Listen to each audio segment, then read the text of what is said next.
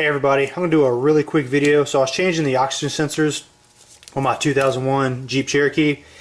This one here is what started it, and a couple of wires were chewed through here. So I decided to go ahead and replace them all. Now I'm not sure about the other model years, but the 2001, so I guess 97 through 01, there are 4 oxygen sensors. There's 2 downstream and 2 upstream. And what we mean by that is, if you see down here, there are 2 little mini catalytic converter, I guess they're catalytic converters here. There's 2 sensors above that and 2 sensors below it. The downstream sensors are pretty straightforward, pretty easy to get to. If you look down here, you can see what I'm talking about. Those 2 little cats. This is one sensor here. Really, that was the one that was chewed through. I replaced that one. Plugs in right here, and the downstream front is right there.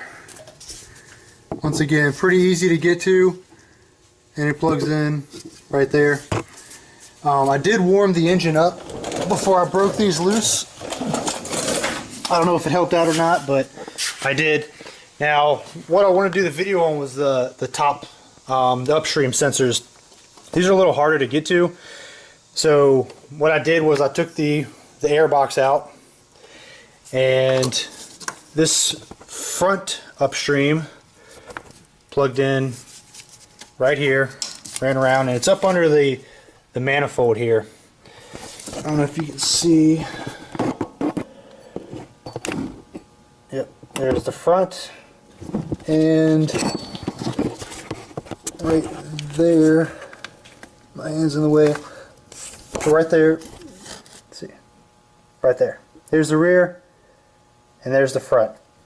So all I did was I took the air box out, disconnect the wires. The front's here, the rear is here, and these aren't push plugs, they're pull plugs. You got to pull the tab up, and it pops out.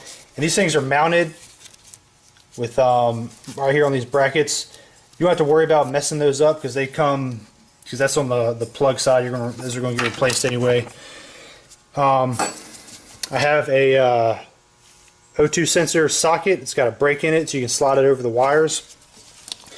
I warmed the engine up and just slid this over the wires, stuck it on, and then I put my ratchet on here.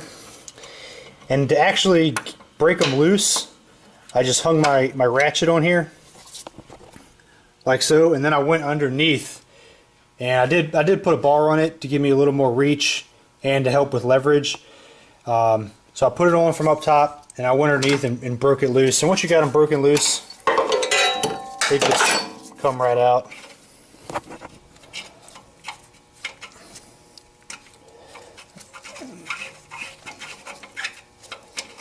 Still a little tight, but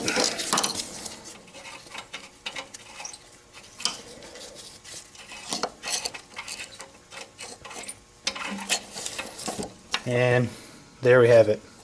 Now these, each one of these plugs, there's 4 plugs. Each one is location specific. So when you're getting new O2 sensors, make sure you get the right one for the position. There's a upstream front, upstream rear, downstream front, downstream rear. I went ahead and went with Bosch. And if you want the part numbers for those, they're right here. There's the upstream front, upstream rear, and downstream front, downstream rear. Bosch. So there's just a shot of the new ones put in place. You can see them a little better, being nice new shiny O2 sensors. One thing I did do is I did swap the front and the rear. The one that was labeled upstream rear had a little bit longer cable. It needed to be to reach up here where it plugs in, but it doesn't have, I noticed, the push tab as this one does to push it back in the bracket. No big deal. I'm just going to zip tie it on to the bracket, where it's supposed to be. So swap those. They looked the same, just had different length cables, so I just switched them around. However, you won't be able to do that between the upstream and the downstream sensors. I guess you can swap them front to back, but not upstream to downstream, because the connectors where they plug in, they're different. They don't match up. So anyway, hope that helped, and good luck on your O2 sensor change.